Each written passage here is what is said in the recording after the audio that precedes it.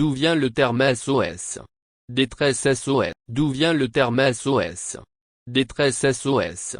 Contrairement à d'autres abréviations connues, ces abréviations sont des séquences de code Morse, délibérément introduites par le gouvernement allemand dans l'ensemble de 1905 des règlements radio pour distinguer des transmissions télégraphiques moins importantes. Lorsqu'il est traduit en Morse, le code SOS s'affiche comme suit. 3 flics, 3 points.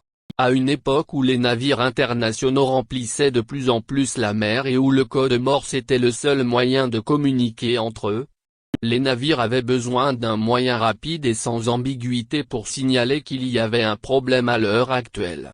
Au début, différents pays utilisaient des symboles différents. La Grande-Bretagne, par exemple, a préféré CQD.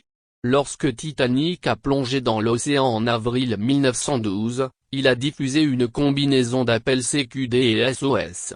La séquence de 3 points et les conditions proposées par le gouvernement allemand devinrent bientôt le favori universel pour sa simplicité élégante. Transmise sans arrêt et répétée toutes les quelques secondes. La signification de SOS était claire, précisément parce qu'elle ne constituait aucun mot ou acronyme connu. Le symbole jouissait également d'un attrait visuel. Alors que la même chaîne de points et de conditions pouvait facilement être traduite en séquence de code Morse pour VTB, SMB, etc., SOS avait une symétrie instantanément reconnaissable. Non seulement SOS est symétrique, mais c'est aussi un mot considéré comme ambigramme. Ce qui signifie qu'il sonne identique s'il lu vers le haut, vers le bas, à droite ou à gauche. Lorsqu'il est sculpté dans une masse de neige, par exemple, ou dans la roche sur la plage, SOS reste le même, peu importe la façon dont l'hélicoptère de sauvetage approche. Quand le code est-il devenu un signal de détresse officiel? Code Mayday.